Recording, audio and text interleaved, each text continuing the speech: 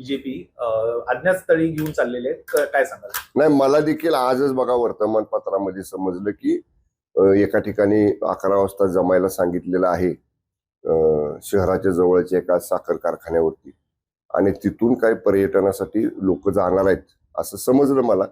मी काय त्याची माहिती घेण्याचा प्रयत्न देखील केलेला नाही. काल आमची प्रमुख जी कोर कमिटी जिल्ह्याची आहे शिवसेनेची, मग संपर्क प्रमुख कणशे साहेब आहेत, संजू बाबा नाईक निंबाळकर साहेब आहेत, राजेंद्र यादव आहेत, आणि बाकी आमचे 9-10 सदस्य आहेत, जयवंतराव शेलार. आम्ही प्राथमिक चर्चा काल ह्या बाबतीत केली आणि त्याच्यामध्ये असं ठरलं की आपल्याही सदस्यांची मतं ऐकून घ्यावीत. जवळपास 46 मतदान हे शिवसेनेचं आहे जिल्ह्यामध्ये. तर उद्या आम्ही 11 वाजता सर्व सदस्य जे मतदार आहेत त्यांची बैठक बोलवलेली आहे साताऱ्यामध्ये.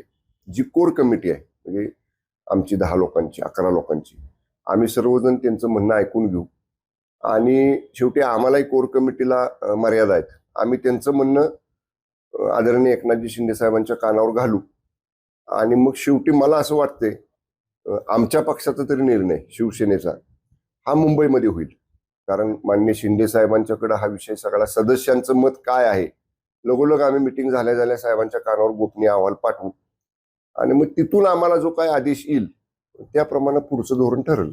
समन्वय बैठक जी झाली महायुतीची त्याला तुम्ही नव्हता, मकरंदाबाई नव्हते, तुम्ही कार्यकर्त्यांशी अजून चर्चा केली नव्हती म्हणून तुम्ही त्या बैठकीला गेला नव्हता की नेमकं काय कारण? नाही, कसं आहे बघा, याच्या आधी नगरपालिका निवडणुकीच्या वेळी मी समन्वय करायचा प्रयत्न केला पालकमंत्री म्हणून.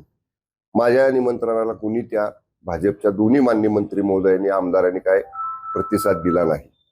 जिल्हा परिषदेच्या वेळी एकदा केला सुरुवातीला, तेव्हाही त्यांनी कुणी प्रतिसाद दिला नाही. मग जर समजा पालकमंत्री जिल्ह्याचे समन्वय करायसाठी बैठक बोलवतात तेव्हा तुम्ही म्हणता की तुम्ही येत नाही आणि लगेच समन्वय समिती बैठकीच्याच दिवशी तुम्ही जाहीर करता की स्वबळावर भाजप सत्ता मिळवल. मग तुमचा जर असा प्रतिसाद असेल तर शेवटी मग आम्हालाही विचार करावा लागला ना. आणि नेमकं त्या दिवशी त्यांची जेव्हा काय त्यांची बैठक होती, मला निरोप आला, मला सांगितलं बैठक आमची आहे तुम्ही या, पण मी साताऱ्यामध्ये नव्हतो, मी बाहेर होतो, त्यामुळे मला काही जाता आलं नाही.